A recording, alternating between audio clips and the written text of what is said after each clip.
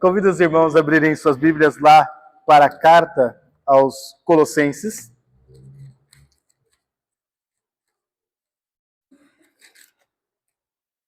Carta ou epístola aos Colossenses.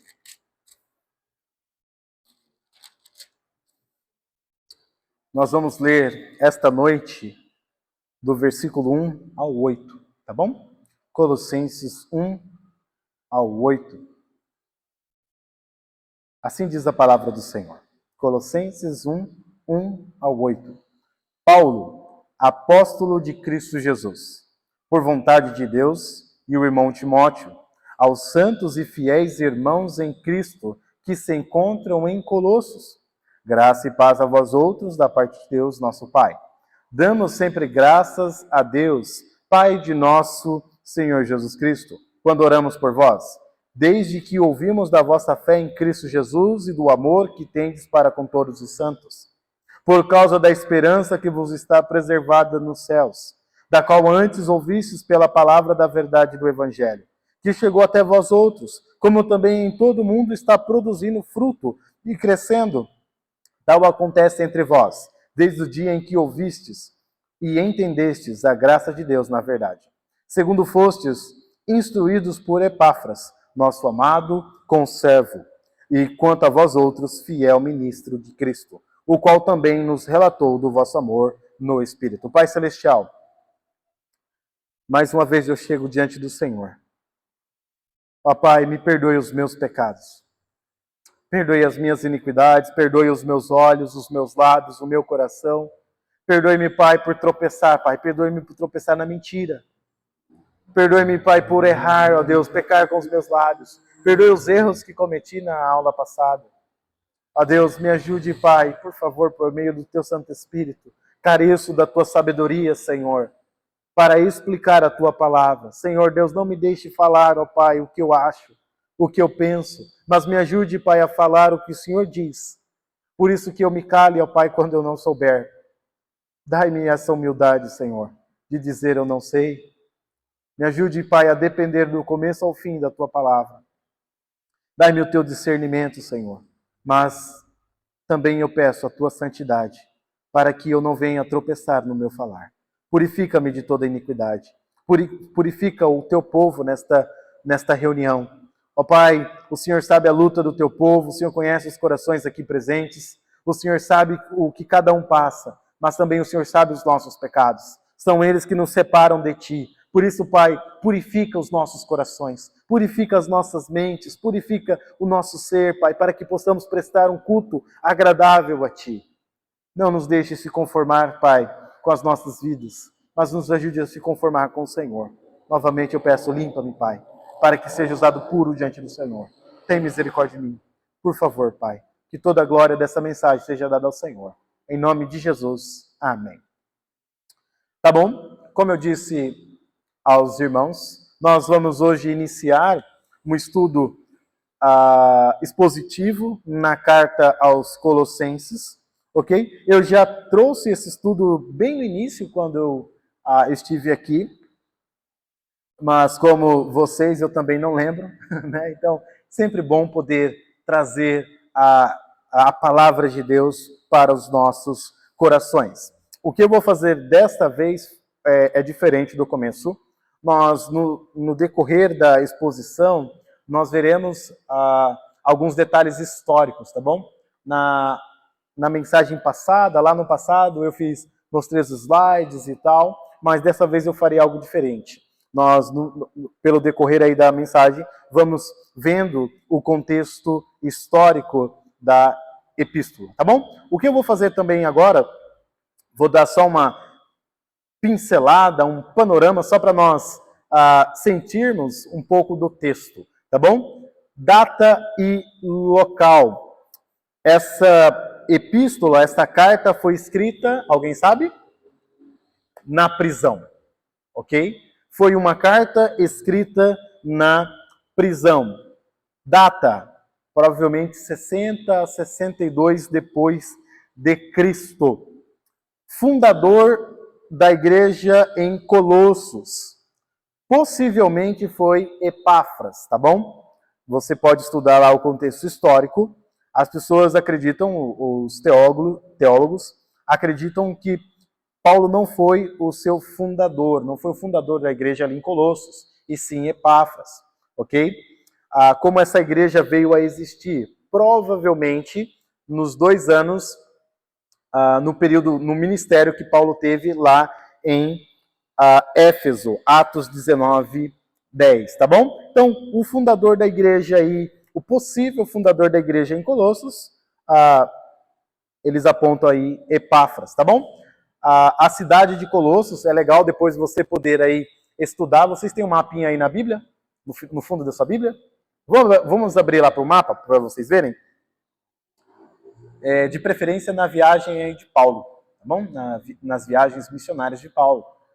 Se você tem um mapa aí que você pode conferir, você vai ver lá na parte da Ásia, ok? Não sei se você vai apontar aí Ásia no seu mapa. Você vai ver aí Éfeso. Tente achar Éfeso aí no seu mapa. Essa parte é do isso é legal. Quando você está estudando exposição, é legal você conferir as regiões nos mapas, tá bom? Conseguiu achar Éfeso aí? Agora, você vai para o seu lado direito no mapa, um pouquinho abaixo, e você vai ver Colosso, ok? Do lado de Laodiceia e Herápolis, se eu não me engano é a palavra, vai apresentar aqui. Conseguiram achar Colosso? No mapa aí? O Michael ainda não, né? Não tem mapa, tá bom. Você vai ver que Colossos está a 160 quilômetros, aproximadamente aí de Éfeso, tá bom? Uma rota comercial importante cortava a região, transformando-o em ponto de encontro do Oriente e Ocidente. Filosofias de todo tipo misturavam-se nessa região, e não faltavam charlatães religiosos. Havia uma grande comunidade judaica em Colossos e também um fluxo de novas ideias e doutrinas do Oriente. Qual é o tema? Qual é o tema desta carta? Paulo ele vai defender a excelência, a grandeza de Cristo diante das heresias pregadas na época. Tá bom? Depois os irmãos vão poder, eu aconselho a estudar o contexto histórico, as heresias que estavam sendo pregadas ali, mas Paulo ele vai defender a supremacia de Cristo diante das heresias, tá bom? Então, vale a pena estudar o contexto histórico. Nós vamos ver mais adiante sobre essas heresias. Eu só estou pontuando só para a gente tentar se localizar aí, tá bom?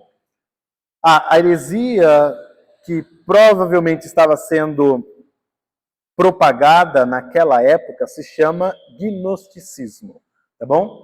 Vocês vão ouvir falar um pouco dela aí em nossos estudos. Mas, de certa forma, essa heresia negava ou a humanidade de Cristo ou a sua divindade, ok? Eles acreditavam que o corpo era inteiramente mau. Tudo que era matéria, tudo que era palpável era mau, ok? Logo, também o corpo humano é mau. Então, se o corpo humano é mau, Deus não poderia habitar nesse corpo. Então, se Cristo foi um Deus, né, na perspectiva gnóstica, ele era um Deus bem pequeno, ok? E se ele foi o Deus supremo, ele não tinha um corpo físico, ok? Então, era aí uma das ideias, ou um dos lados aí do gnosticismo. E aí vai falar sobre como os gnósticos acreditavam na salvação, né, para que uma pessoa fosse salva aí no gnosticismo, ela precisaria ter aí o acúmulo dos conhecimentos dos gnósticos, tá bom? E tem muitas coisas sobre o gnosticismo, tá bom? Eu não vou dedicar tempo falando sobre a nota falsa. Eu quero falar sobre a nota verdadeira, tá bom? Então eu aconselho você aí a estudar sobre esses pontos. Champlin, por exemplo, ele vai gastar um tempinho falando sobre isso, né? Se você estudar, é um estudo cansativo, tá bom? Porque é muita coisa, tá bom? Então, eu aconselho aí, se você tiver um tempo, a pesquisar. Essa parte é muito gostosa. Mas vamos de forma direta para a nossa exposição. Paulo, ele se intitula aqui apóstolo de Cristo Jesus. O termo apóstolo, ou a palavra apóstolo, significa alguém que foi enviado em uma missão, ou, em outros contextos, mensageiro. Ok? Paulo, então, ele fala, olha, eu sou um enviado por Cristo, eu fui enviado por Cristo, ou eu sou um mensageiro de Cristo. Alguém que está lá para levar uma mensagem, e essa mensagem pertence a Cristo, ok? Ele diz que este ofício, esta tarefa, não era inventada por homens. Não foi algo inventado por homens. Olha, eu sou mensageiro de Cristo. Não, ele fala, olha, eu sou um mensageiro de Cristo por vontade de Deus. E o irmão Timóteo. Isso, eu gostaria de fazer uma aplicação para nós, líderes. Irmãos, devemos ter essa segurança, né? Na realidade, o que nos mantém firmes no ministério é a segurança de que Deus nos chamou para Ele. A segurança de que Deus nos chamou para aquele ministério. Então, Paulo, ele fala, olha, eu sou um mensageiro de Cristo. Muitos vão fazer uma má interpretação do título apóstolo, né? Mas apóstolo, o significado de apóstolo é mensageiro. Nós, como igreja, não acreditamos que o cargo, o ofício apóstolo, como no início da igreja, é válido para a atualidade, ok? Então, nós acreditamos como igreja que o título apóstolo, a ideia de fundador da igreja, foi válido para o início da igreja. E tem o segundo sentido da palavra apóstolo, que é o sentido missionário, que alguém é enviado para pregar a palavra, representar o nome de Cristo, ok? Depois os irmãos podem aí também conferir nas Sagradas Escrituras. Aos santos e fiéis irmãos em Cristo, que se encontram em Colossos. É interessante a palavra santos. Não é a ideia católica, né? Alguém venerado, né? Que se pode venerar, que se pode se ajoelhar e se prostrar. A palavra santo significa separado, ok? Aos separados e fiéis. A palavra fiéis pode ser traduzida como crentes. Aos separados e aos crentes, ou aos irmãos crentes em Cristo, que se encontram em Colossos. Graça e paz a vós outros. Uma saudação maravilhosa. Não é errado saudar os irmãos com a graça e a paz. Não é errado saudar os irmãos com a paz do Senhor, por exemplo. Então, no meio batista, alguns ficam acanhados. Mas não é errado. É melhor saudar as pessoas assim do que saudar com alguma palavra vazia. Tá bom? Então, graça e paz a vós outros da parte de Deus, nosso Pai. Paulo, no versículo 3, ele chega e fala o seguinte: damos sempre graças a Deus, Pai de nosso Senhor Jesus Cristo, quando oramos por vós, desde que ouvimos da vossa fé em Cristo Jesus e do amor que tendes para com todos os santos, por causa da esperança que vos está preservada nos céus. Paulo diz o seguinte: damos sempre graças. Essa ideia de dar graça é uma ideia de hábito. Paulo, ele e os seus amigos eram gratos. Pastor, em que contexto Paulo era grato? Alguém sabe me dizer? Que contexto Paulo era grato? Na prisão. Lembra que essa carta foi escrita na prisão? Paulo, estando na prisão, tendo a sua liberdade tirada, ele podia dizer: estamos sendo gratos. Muitas vezes eu e você colocamos condições para sermos gratos a Deus. Se eu tiver isso, eu serei grato. Se eu tiver aquilo outro, eu serei grato. Mas nós vemos em Paulo e em seus amigos que a gratidão não estava presa a um contexto de vida. Pelo contrário, eles estavam sendo gratos, havia gratidão no coração deles, num contexto de prisão. Então isso é uma grande lição para nós, que eu e você podemos ser gratos em qualquer situação de vida. Paulo também fala da frequência. Damos sempre graças a Deus. Não é num culto de quarta-feira, por exemplo. Eu sou grato na quarta-feira.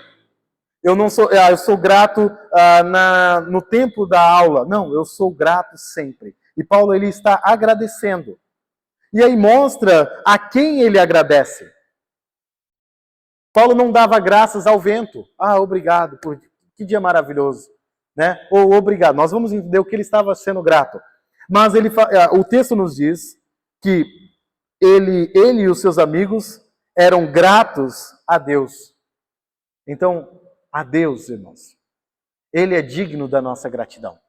Paulo, ele é grato por um motivo. Mostra aqui. Ele é grato por vós. Ou seja, Paulo estando na prisão, ele ouve sobre a fé dos colossenses. Ok? Então Paulo, ele é grato a Deus por algo. Pela fé que os colossenses manifestaram no Senhor Jesus Cristo. Então isso é muito interessante.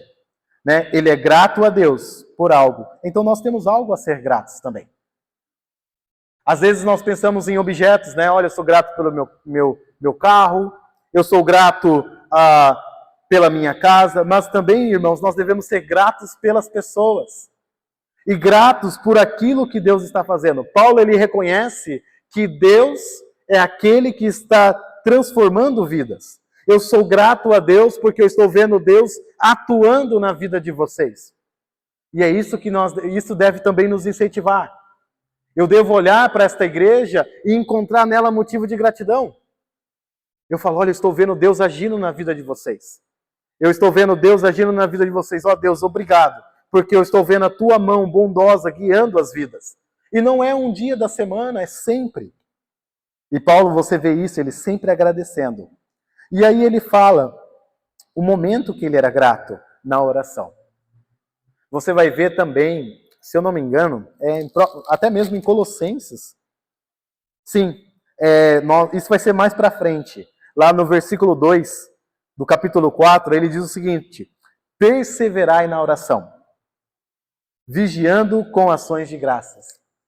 Nós pedimos muito, mas esquecemos que também devemos ser gratos na oração. Então Paulo, ele investia sua oração agradecendo pelo que Deus estava fazendo na vida das pessoas. Irmãos, a salvação é um milagre. Se você parar para pensar, a salvação é um milagre. Então, certamente para nós, quando nós ouvimos que alguém se converteu, nós estamos vendo que Deus operou um milagre. Isso é um milagre. Salvação é um milagre. Então é motivo de dar graça. Tá bom? Versículo 4. Desde que ouvimos da vossa fé em Cristo Jesus e do amor que tende para com todos os santos. Sabe uma coisa que me deixa feliz? Quando eu ouço um testemunho, é quando a pessoa diz para mim, Cristo me alcançou e Ele me transformou. Isso para mim, você quer ver eu ficar emocionado, ou pelo menos ficar feliz, é quando a pessoa chega e fala assim, eu criei em Cristo e Cristo me transformou. Isso é maravilhoso. E, irmãos, é isso que a Bíblia ensina. Eu olho para textos assim e fico encorajado de ver, quando eu vejo as pessoas sendo transformadas por Cristo, eu falo, de fato, houve conversão. Desde que ouvimos da vossa fé em Cristo e do amor que tendes para com todos os santos, ou para com os salvos, para aqueles que foram separados. Note, Paulo e os seus amigos, eles estão agradecendo a Deus, elevando a sua gratidão a Deus, porque pessoas confiaram em Cristo. Essas pessoas, ao confiarem em Cristo, tiveram suas vidas transformadas. E Paulo fala, em que área? No amor. Um dos maiores sinais de conversão é o amor. É o amor. Pessoas que antes se odiavam e agora passam a se amar. Essa é um dos sinais do fruto do Espírito. Lembra o fruto do Espírito? Amor, paz, alegria. E o restante vai, né? Agora é exigir demais da minha memória. Mas amor, paz, alegria, longanimidade, benignidade, bondade, mansidão, Domínio próprio. Olha só, nós não vimos na aula passada, mas falava sobre vícios. A pessoa que era alcoólatra, por exemplo, ou adicta, é a palavra que eles usam hoje em dia, né? E aí você vê que ela se converte. E ela tem vitória sobre o seu pecado, por quê? Por causa do Espírito Santo. Domínio próprio. A pessoa pergunta, as pessoas podem perguntar para ela, mas como você está se controlando? Cristo. Cristo habitou em mim e está me ensinando a lutar, a me dominar, a me controlar. Domínio próprio. Como você ama aquela pessoa que te odiou? E nós vamos ver no versículo 8, através do Espírito Santo. Então, Paulo, ele se regozija, não só porque está ouvindo da salvação, mas porque está ouvindo da transformação que Cristo está trazendo nas vidas. Irmãos, isso é maravilhoso. O Cristo que salva é o Cristo que transforma. O Cristo que salva é o Cristo que transforma, e não há nada que tirará isso da minha cabeça. Eu creio nisso. Agora, deixe-me explicar, como eu não fiz isso na aula passada, existe um termo chamado santificação progressiva. O Cristo que toca é o Cristo que transforma. Nem todos nós se tornaremos Paulo da noite, do dia para a noite, da noite para o dia. Paulo, ele também passou por um processo de santificação progressiva, se você estudar a vida de Paulo. Então eu acredito que Deus, quando ele passa a habitar em nós, irmãos, é impossível falar que ele não fez nada. É impossível falar que ele não nos transformou. E você vê isso nos Colossenses. Ele transformando a vida dos Colossenses, ensinando-os a amar uns aos outros. E é interessante no versículo 5 que essa transformação, esse amor, ocorreu por causa da esperança que vos está preservada nos céus. Quando eu e você somos consolados pela esperança do Evangelho, eu e você somos transformados. A 1 João vai nos dizer algo muito interessante. 1 João 3, versículo 2. 1 João 3, 2. Amados, agora somos filhos de Deus, e ainda não se manifestou o que haveremos de ser. Sabemos que quando ele se manifestar, seremos semelhante a ele, porque haveremos de vê-lo como ele é. E assim mesmo se purifica todo o que nele tem esta esperança, assim como ele é puro. Irmãos, quando eu e você estamos olhando para os céus, olhando para a nossa esperança, nós começamos a tirar todas as nossas raízes daqui da terra. Paramos de perder tempo com tantas coisas fúteis. Quando eu e você estamos contemplando Cristo, o nosso objetivo aqui na terra será ser como Cristo. Quando você olha para a sua esperança, você está focado na sua esperança, a consequência é ser como Cristo. E os crentes passaram a amar uns aos outros por causa da esperança que eles tinham, por causa da esperança que o Evangelho lhes trouxe, da qual antes ouvistes pela palavra da verdade do Evangelho, que chegou até vós, como também em todo mundo está produzindo fruto e crescendo. Tal acontece entre vós, desde o dia em que ouvistes e entendestes a graça de Deus na verdade. Paulo, em Atos 19:10, seu ministério em Éfeso, se eu não me engano, durou isso por espaço de 2 anos, dando ensejo a que todos os habitantes da Ásia, Colossos está localizado na Ásia, se não me engano, depois podem conferir, por favor, dando ensejo a que todos os habitantes da Ásia ouvissem a palavra do Senhor, tanto judeus como gregos. E aí você vê que Paulo tem seu ministério em Éfeso, a palavra começa a se espalhar, e aí no versículo 6 ele diz o seguinte, que chegou até vós, como também em todo o mundo está produzindo fruto. E o mundo é o mundo conhecido da época, e ele diz que esse evangelho estava se espalhando, e aonde ele se espalhava, ele produzia fruto. E isso é maravilhoso sobre a palavra de Deus. Porque os mesmos frutos de transformação que acontecem em São Paulo, acontecem no norte, no nordeste. Você pode pesquisar. Você pode olhar as vidas que, da mesma forma que Deus transformou a sua vida, Ele está transformando vidas por aí fora. Esse evangelho produz frutos, meus irmãos. Ele naquela época está crescendo, e eu e você precisamos continuar levando esse evangelho adiante. O legal de Paulo, pelo menos quando você estuda o contexto histórico dessa epístola, provavelmente eu e você não teremos noção do que Deus fará conosco, dos frutos que Deus permitirá através das nossas vidas. Provavelmente você não saberá muitos dos frutos. Um outro Deus permite, para nos mostrar que nós estamos fazendo parte do plano da redenção de Deus, da redenção que Deus trará sobre as almas perdidas. É muito interessante isso. E Paulo, ele olha, o evangelho chegou até aqui, 160 km, 160 quilômetros de onde eu estava. Nós não sabemos, irmãos, o que as nossas vidas podem fazer por aí fora. O que Deus fará com as nossas vidas. Mas toda a glória deve ser dada a Ele. Deus, eu te louvo, porque o Senhor está me usando. Pessoas estão recebendo a Tua palavra. E é gostoso ver esse evangelho produzindo fruto e crescendo. E aí Paulo fala, isso acontece entre vós, desde o dia em que ouvistes. E é interessante porque o evangelho não é só questão de ouvir. Só ouvir não salva ninguém.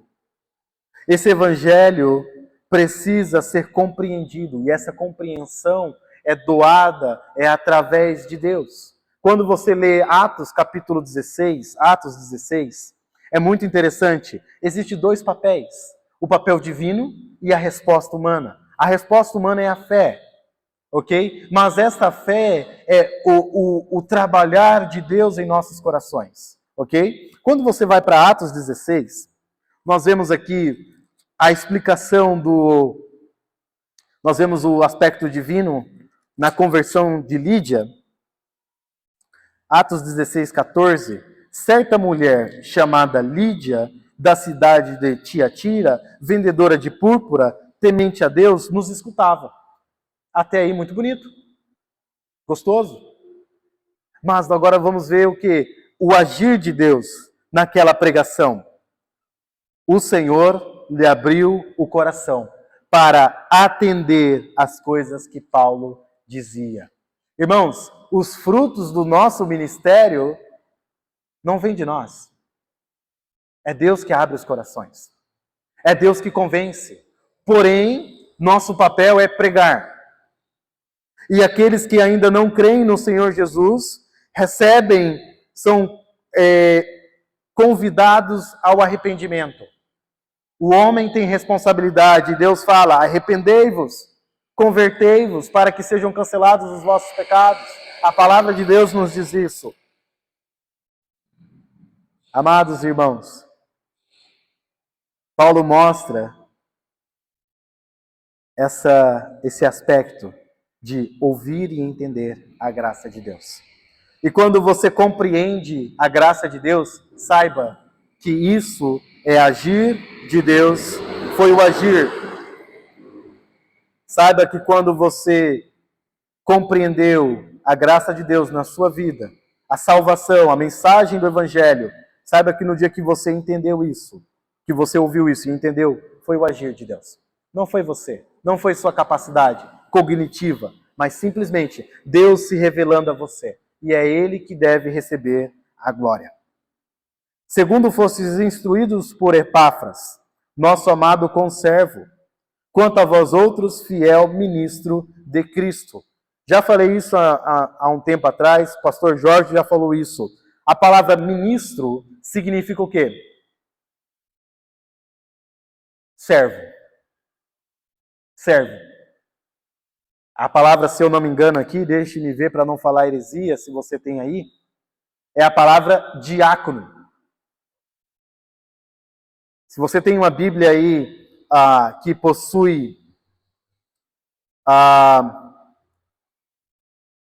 talvez aí comentários, por favor, dê uma olhadinha para que eu não seja tido por mentiroso, mas a palavra ministro, se não me engano, cadê, deixa eu aqui, é a palavra diácono.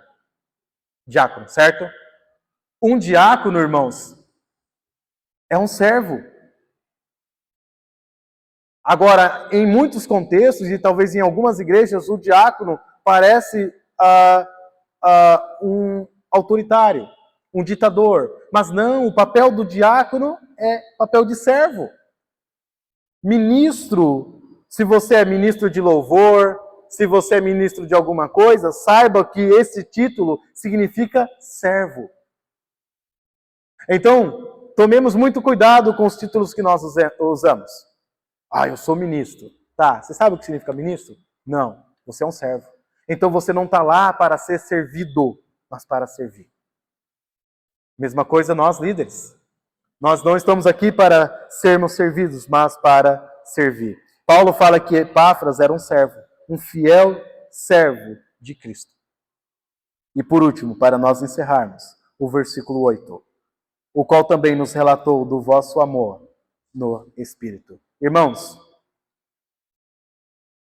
eu e você amamos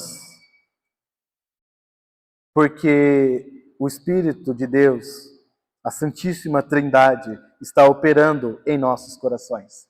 O amor, aqui diz aqui, ele nos relatou, Epáfras, do vosso amor, no ou por meio do Espírito Santo. Então, você quer amar seu marido, você quer amar a sua esposa, você quer amar o seu filho? Irmãos, não é longe de Deus. Não é longe de Deus. É ao lado de Deus que nós aprenderemos a amar uns aos outros. O fruto do Espírito, ou seja, quando você se converte, você recebe, você é constrangido por meio de Cristo a amar as pessoas. Então, você vê lá as características em 1 Coríntios 13. Amados irmãos, nós vemos em Cristo o maior incentivo de amar uns aos outros. Você vê em Romanos, na realidade, 5:8. Romanos 5:8. Um incentivo grandioso para amar. Romanos 5:8. Mas Deus prova o seu próprio amor para conosco, pelo fato de ter Cristo morrido por nós, sendo nós ainda pecadores. Eu e você temos em Deus o motivo para amar uns aos outros. E é através dele que eu e você amaremos uns aos outros. Então ande com Deus, irmãos. Se você quer amar o teu próximo, ande com Deus. Peça para ele, Deus, me mostra como amar o próximo. Aí ele abre a Bíblia. Ele vai mostrar para você. Romanos 5:8. João 3:16. E outros versículos que provam o amor de Deus para nós, homens e mulheres que pecam. Então, hoje eu gostaria de trazer essa breve exposição, tá bom? Irmãos, eu gostaria de aconselhá-los, juntamente comigo, a estudar Colossenses, no decorrer dessa exposição, para que vocês possam ver os tesouros, na realidade, o tesouro que é este texto. É maravilhoso, tá bom? Então, deixo essa mensagem para os irmãos. Sejamos sempre gratos a Deus. Se você ver o fruto do seu ministério, ou se você ouvir sobre a ação de Deus, louve a Deus por isso. Louve a Deus também pelas pessoas que Ele tem colocado, as pessoas que Ele tem alcançado. Lembre-se que o amor é uma consequência de nós estarmos focados em nossa esperança. Irmãos, olhe para o céu. Olhe para o céu. Além disso, peça que Deus o ajude a demonstrar amor. E certamente, irmãos, Ele o ajudará. Que esta palavra, irmãos, seja um quebrantamento para os nossos corações nesta ocasião. Pai, eu te louvo por esta oportunidade. Obrigado por essa exposição, obrigado por esse tempo. Nós agradecemos ao Senhor por esta reunião. Nós agradecemos ao Senhor por esse tempo. E obrigado por essa exposição. Perdoe os meus erros, as minhas falhas, meu orgulho. Me limpa, Pai, de todo pensamento imundo. E que toda a glória deste culto seja dada ao Senhor. Em nome de Jesus, amém.